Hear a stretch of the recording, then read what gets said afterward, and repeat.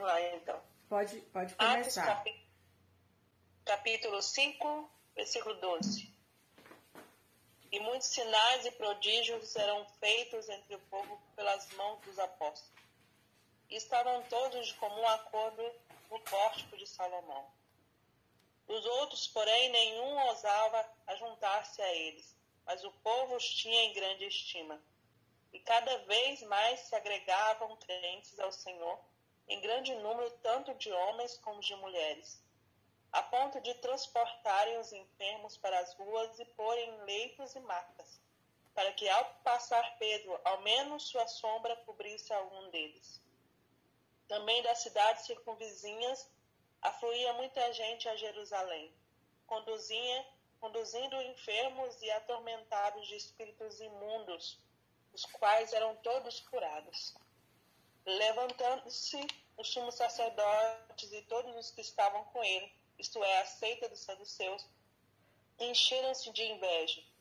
Deitaram mão nos apóstolos e puseram na prisão pública.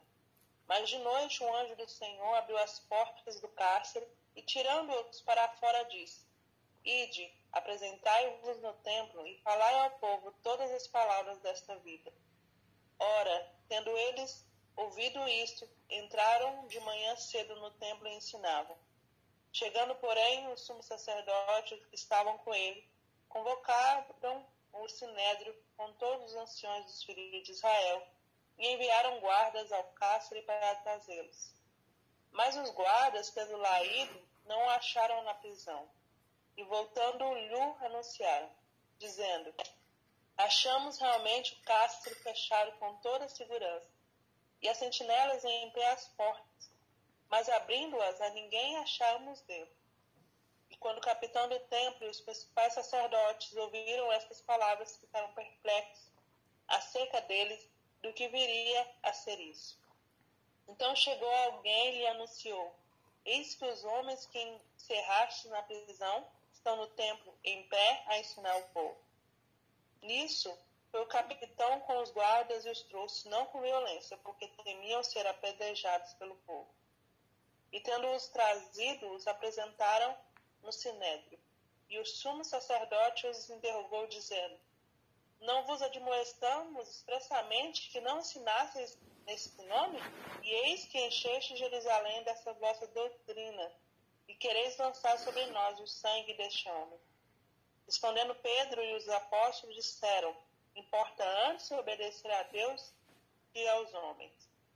O Deus de nossos pais ressuscitou Jesus, a qual vós matastes, suspendendo-o no madeiro. Sim, Deus, com a sua destra, o elevou a príncipe e salvador, para dar a Israel o arrependimento e a remissão de pecados. E nós somos testemunhas dessas coisas, e bem assim o Espírito Santo, que Deus deu àqueles que lhe obedecem. Ora, ouvindo eles isto, se enfureceram e queriam matá-los. Mas levantando-se no sinédrio certo fariseu chamado Gamaliel, o doutor da lei, acatado por todo o povo, mandou que por um pouco saísse aqueles homens. E prosseguiu: Varões israelitas, acautelai-vos a respeito do que estáis para fazer a estes homens. Porque há algum tempo, levantando-se Teudas, dizendo ser alguém, a qual se juntaram os 400 homens, mas ele foi morto, e todos quantos lhe obedeciam foram dispersos e reduzidos a nada. Depois dele levantou-se Judas, o Galileu, nos dias dos recenseamentos, e levou muitos após a si.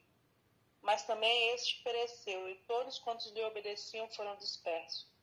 Agora vos digo, dai de mão a estes homens, e deixai-o, porque este conselho, ou esta obra, caso seja dos homens, se desfará.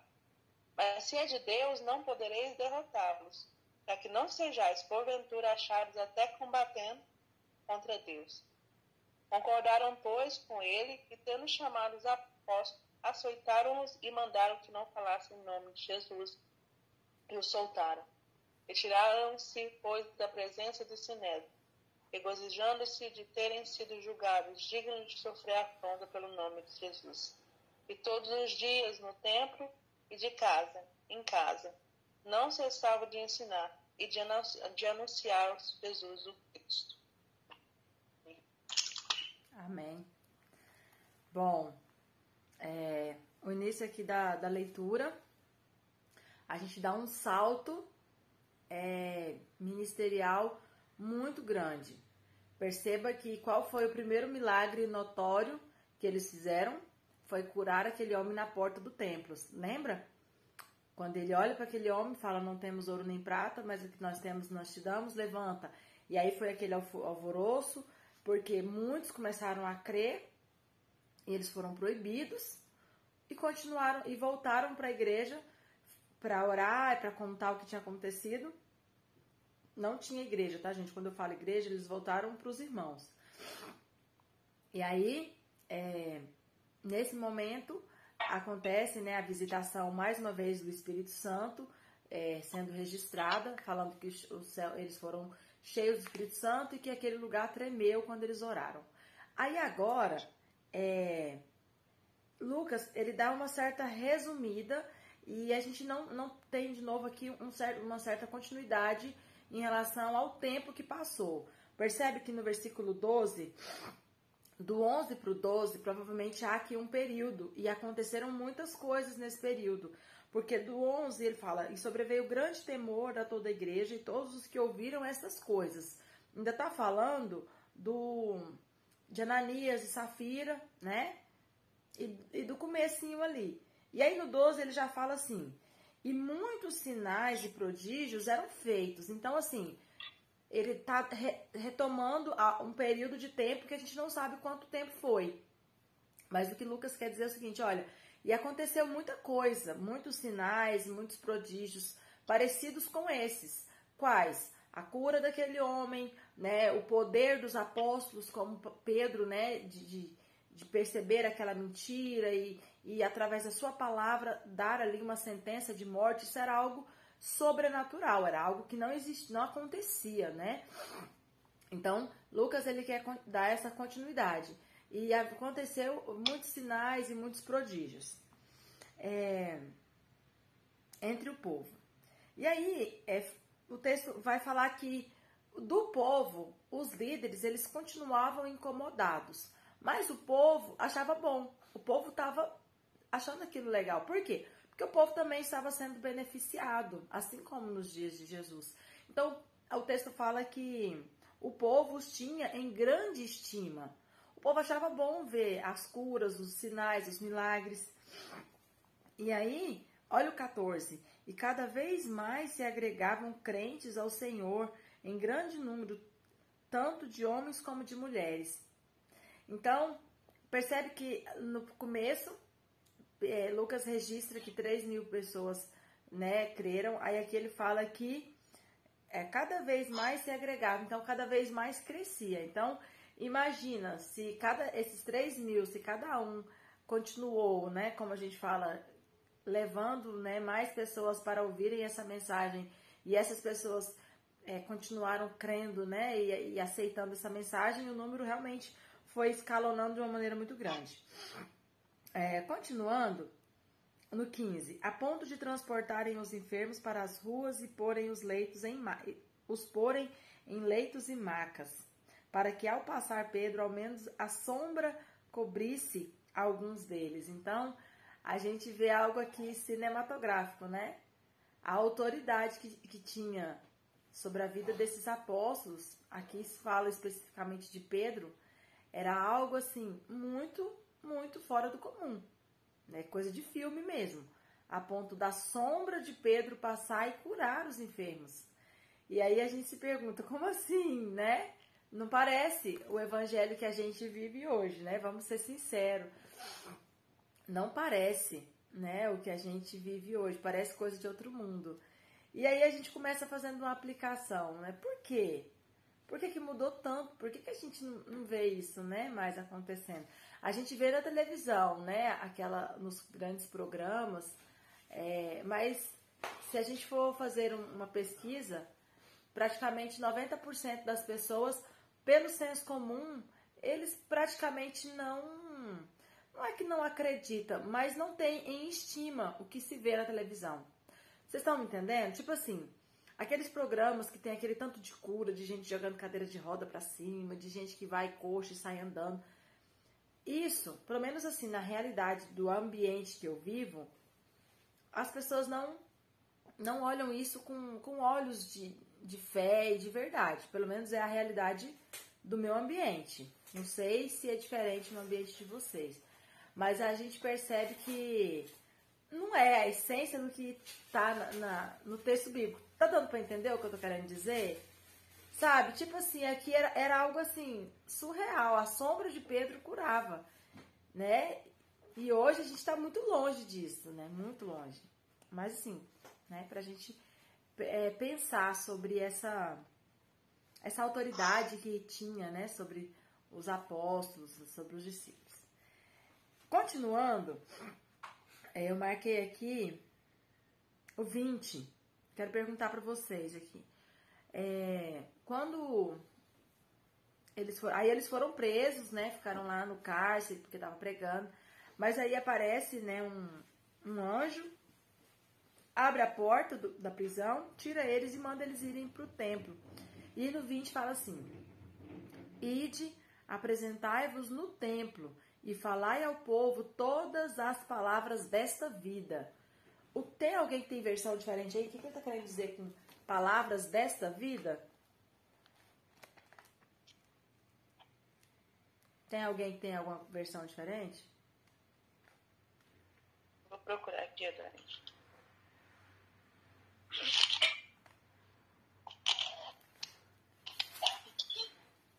Atos, capítulo 5, no versículo 20. Mesmo jeito, palavras desta vida. O que será que o anjo estava querendo dizer? Ide, apresentai-vos no templo e dizei ao povo todas as palavras desta vida.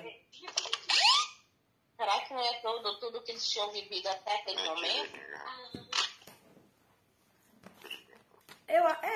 Eu acho que o anjo estava querendo dizer assim: apresentai ao templo e dizer a todas as palavras desta vida, desta de sobrenatural. Tipo assim, mostra para eles que o que vocês vivem agora não é algo como eles estão acostumados. Existe agora um fator sobrenatural e eles precisam se acostumar com isso. Então, talvez o fato do anjo ter tirado eles da prisão de uma maneira tão sobrenatural, porque perceba que quando eles aparecem, o povo vai lá olhar, ele faz questão de registrar que a cadeia estava fechada, trancada, e os sentinelas, os guardas, eles estavam na porta. Então, talvez desta vida, o anjo está dizendo dessa vida sobrenatural que agora vocês estão inseridos nela, né? Não sei. Deixa eu ver se aqui tem alguma coisa. Ide apresentando-vos no templo, dizei ao povo todas as palavras desta vida. Só fala desta vida. Faz sentido, né? Porque não fala da vida de Jesus, não fala desta vida. Então, assim, eu acho que o anjo queria que eles entendessem que existe aí agora uma vida sobrenatural, não sei. É o que eu consigo pensar. Mas vamos continuar. Depois, se alguém tiver alguma colocação sobre isso, a gente volta. Deixa eu terminar aqui. Aí eles foram presos, né? E na hora que eles estavam sendo acusados, entra aqui em cena um personagem importante chamado Gamaliel. Gamaliel era como se fosse um sábio da época, um conselheiro muito inteligente e muito respeitado, porque provavelmente era uma pessoa assim, né? A julgar pelo conselho que ele dá. Então, quando o povo estava com muita raiva, porque eles tinham proibido os apóstolos de pregarem e eles continuaram pregando. E quando eles foram brigar com eles, falou: olha, mas nós já te proibimos. Ele falou o quê? Melhor obedecer a Deus do que obedecer a vocês. Aí eles ficaram com mais raiva. E aí no versículo 33 fala que eles estavam com muita raiva, queriam matar os discípulos. E aí Gamaliel vem e fala: olha, há algum tempo levantou-se Teudas, Judas, homens que começaram a fazer grandes coisas, a ter vários seguidores, a ter muitos discípulos. E quando eles morreram, tudo acabou, né? Não virou em nada. Então, não adianta vocês ficar lutando, porque se for uma coisa de homem, vai acabar. Daqui a pouco, quando esses aí também morrerem, não vai virar nada. Mas se for uma obra de Deus, não adianta vocês lutar, porque vocês vão estar lutando contra o próprio Deus. Lembra que a gente já comentou aqui que, não lembro, mas que vários messias já haviam se levantado. Por que que isso acontecia? Porque o fator messiânico na vida do judeu era algo muito forte. Então, essa expectativa desse Messias era algo tão forte, e a criança, ela crescia tão ali encucada com isso, que às vezes, em um determinado momento da vida dela, ela queria tanto que aquilo acontecesse, ela foi tão preparada para aquele evento, que ela se via responsável por aquele evento, ou ela se via como o Messias daquele evento. Ela falava, isso tem tanto que acontecer que eu vou fazer acontecer. Eu vou tomar aqui a liderança e vou ser esse libertador. Então perceba que todas essas pessoas, elas tinham essa característica, né? Desse líder, desse libertador. E por isso a gente, como fazia nos evangelhos, a gente ligava o comportamento de Judas a essas pessoas, né? Que simplesmente queriam que Jesus fosse esse libertador. Então, Galileu, ele fala, olha, não vai o primeiro e não vai ser os últimos. Sempre vão ter líderes que vão querer ter, né, como que eu posso dizer? Uma ação, né, de libertador, de messiânicos. Não vão ser os últimos. Então, não adianta vocês lutarem.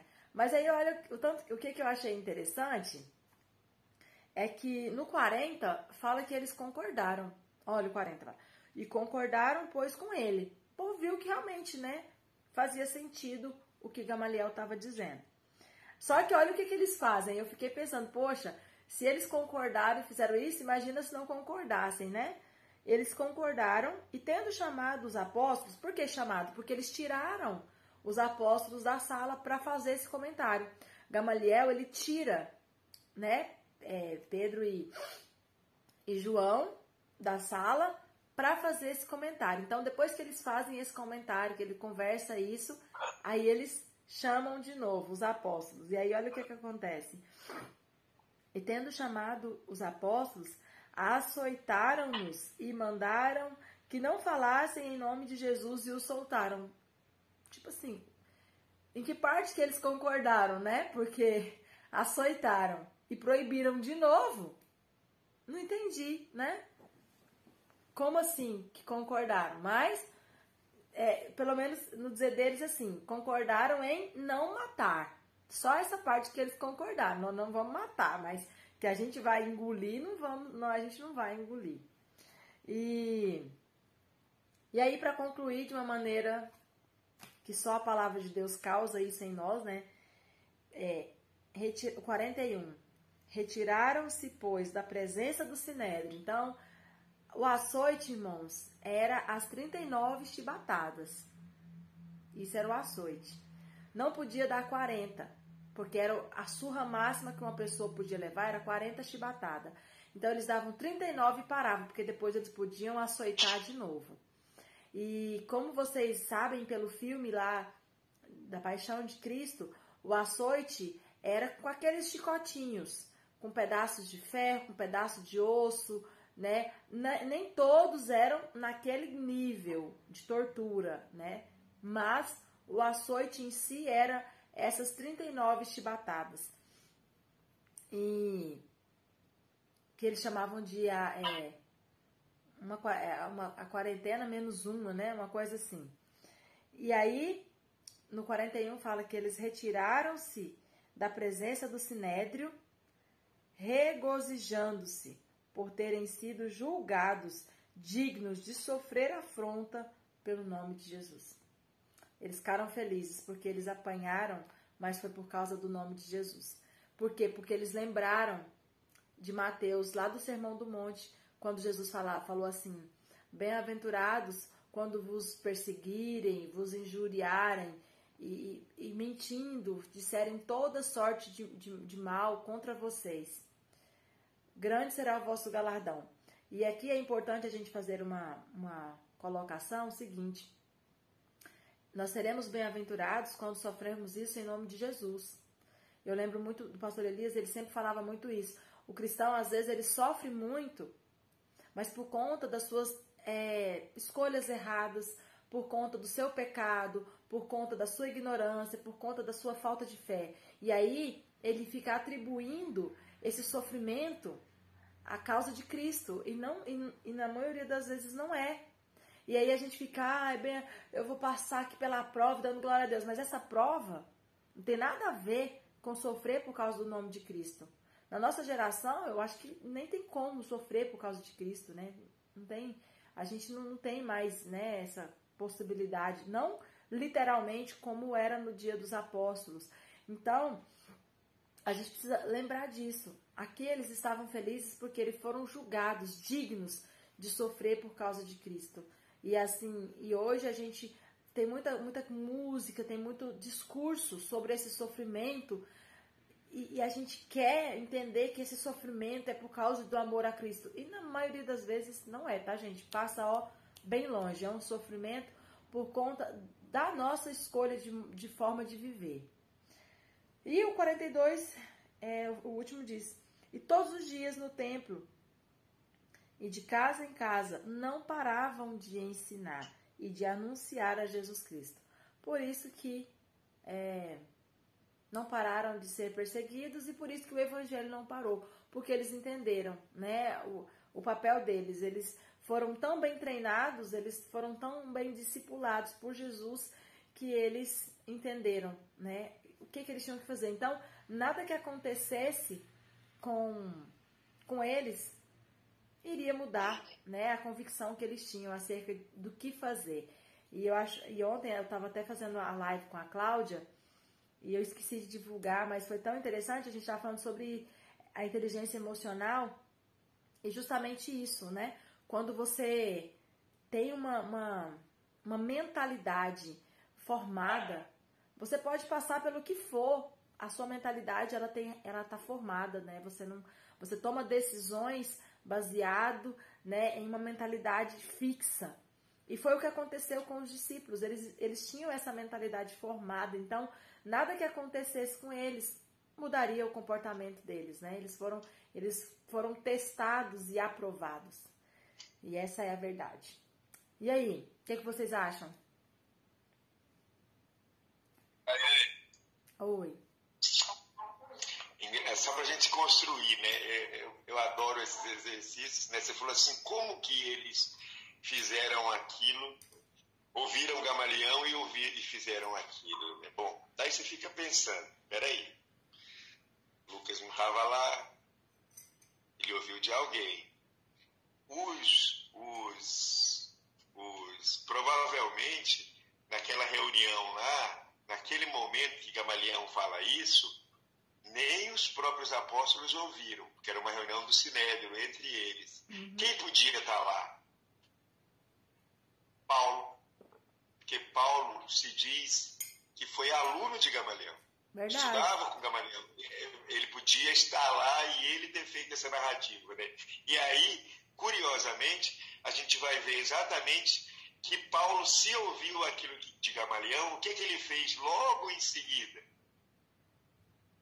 Passou a perseguir. Passou a perseguir duramente, né? Então você vê que dá pra gente construir uma lógica juntando a narrativa com a... Só eu fiquei pensando aqui enquanto você falava, né? Porque, como assim? Era uma reunião entre os membros do Sinédrio. Os apóstolos provavelmente não estavam lá, né? Então quem contou pro narrador? Não, e assim, o que me chamou a atenção foi o comportamento. Porque quem estava lá e narra, fala que eles concordaram, mas a atitude deles não mostra que eles concordaram. Eles, na verdade, eles não concordaram. Concordo. Né? É aquela história de ouvir um cara mais velho e falar assim, deixa. Na verdade, eles não concordaram, né? Eles silenciaram naquele momento. Não, tudo bem, beleza, né? E só para a gente lembrar, né, assim, a gente fala Cristos, né? Mas todos esses Cristos anteriores, o direcionamento que eles davam e a postura deles era uma postura de guerra, de guerrilha, e de revolta contra Roma, porque é principalmente no período do domínio romano, não é que vão aparecer, mas é que tem mais registro desses cristos, né?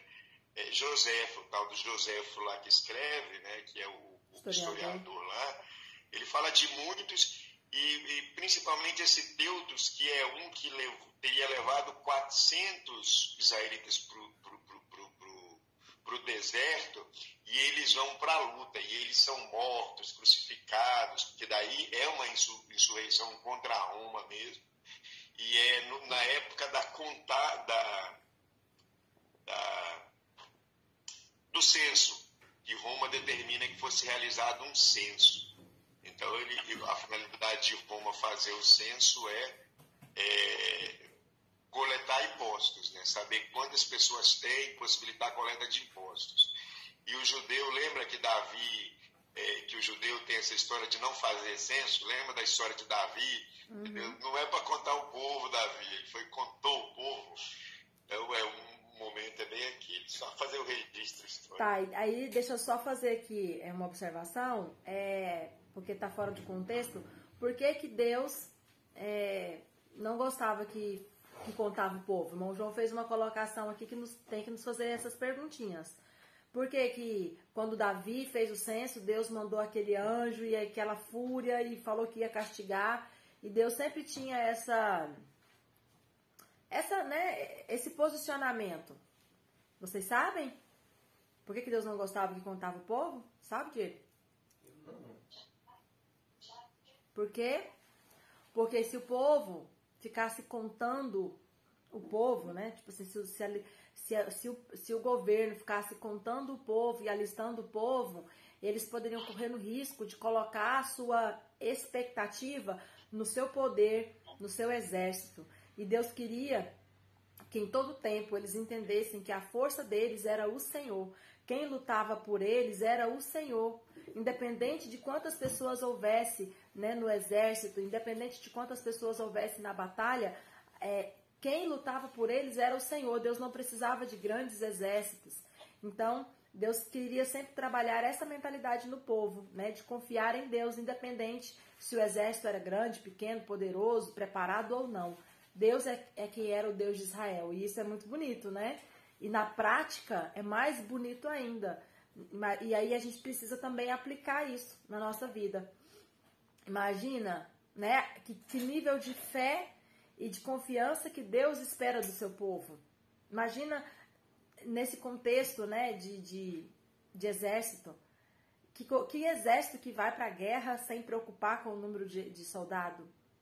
Que exército que vai para a guerra sem preocupar com o seu nível de armamento e de preparação?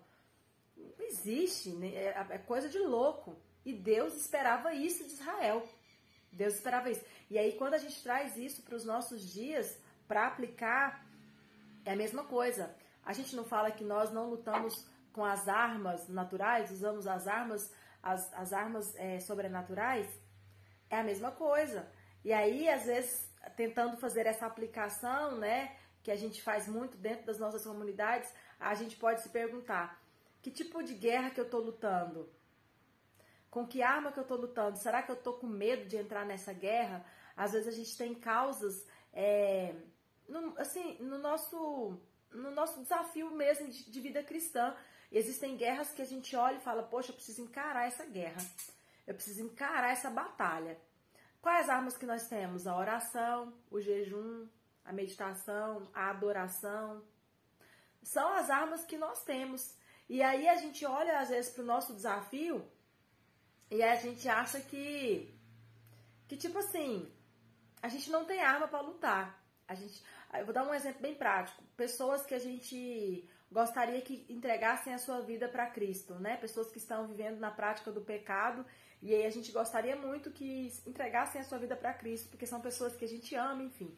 E aí a gente olha para essa pessoa e aí a gente fala assim: poxa vida, é impossível.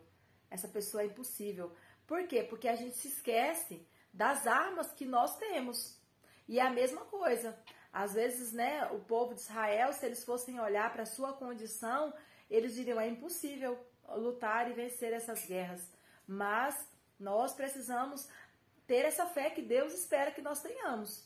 Não olhar para as nossas armas físicas, olhar quem é que luta por nós, quais as armas espirituais que nós temos. E Efésios fala que essas armas são poderosas e são as que nós precisamos. Nós não precisamos de mais nada.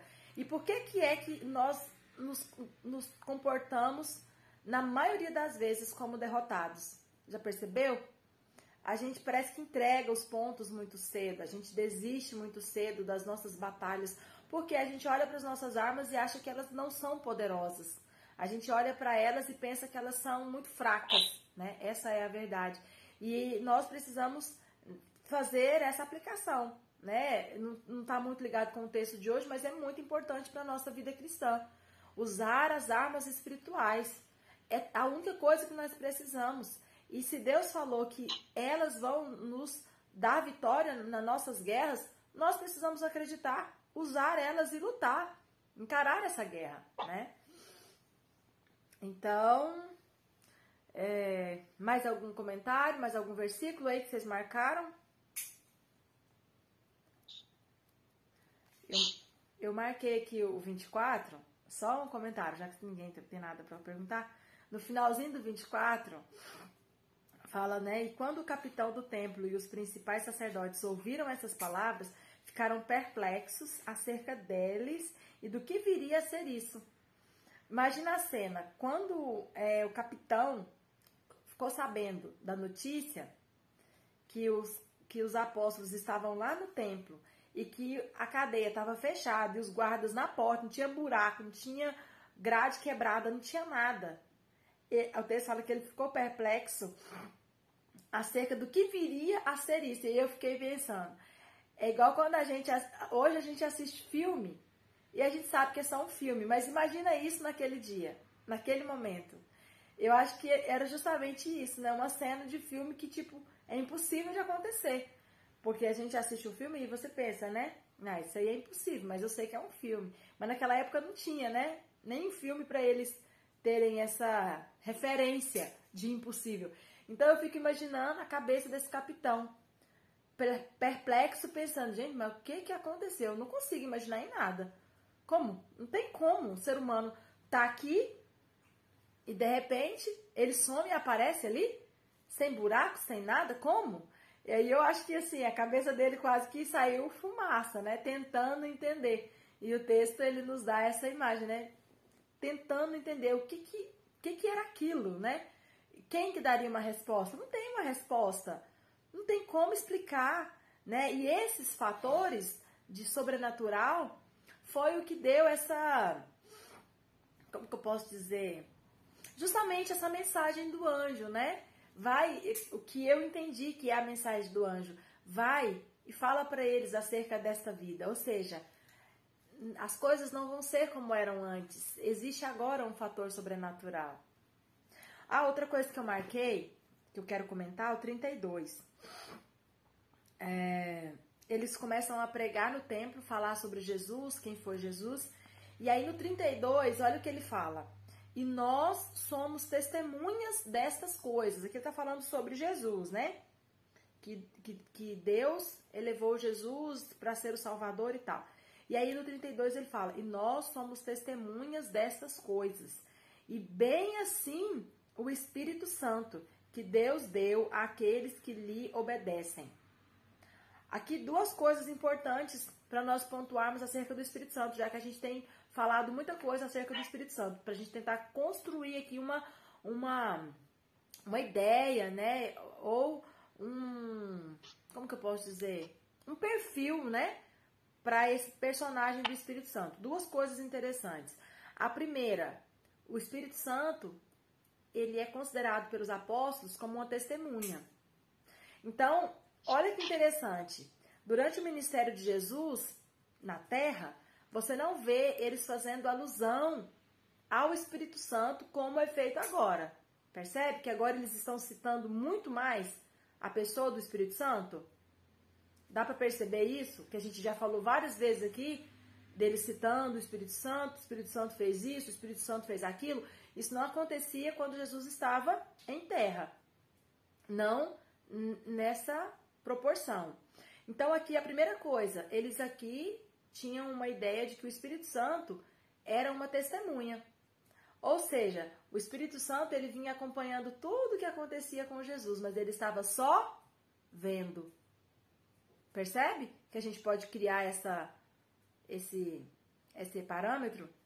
Porque uma testemunha é alguém que viu. Então, se eles contam que o ministério de Jesus, aqui a gente pode englobar tudo. Então, eles acreditavam, ou pela fala aqui a gente pode deduzir que eles entendiam que o Espírito Santo, ele era essa testemunha que viu tudo o que aconteceu com Jesus para agora entrar em cena. Então, ele fala, olha, nós somos testemunhas dessas coisas. Que coisas? Do que Jesus fez. Morreu pelos nossos pecados. Tanto nós como o Espírito Santo. O Espírito Santo foi testemunha também. E aí ele fala que Deus deu àqueles que lhe obedecem. Então agora, perceba que esse Espírito Santo, que era testemunha nos dias de Jesus, ele está em cena, porém, ele é... Então esse Espírito Santo, ele agora é restrito. Ele é enviado apenas para aqueles que obedecem. Então, aqui a gente já tem aqui, eles começam a desenhar, né, um perfil para esse Espírito Santo, ok? Então é isso, acabou o nosso tempo. Deus abençoe vocês. Até amanhã.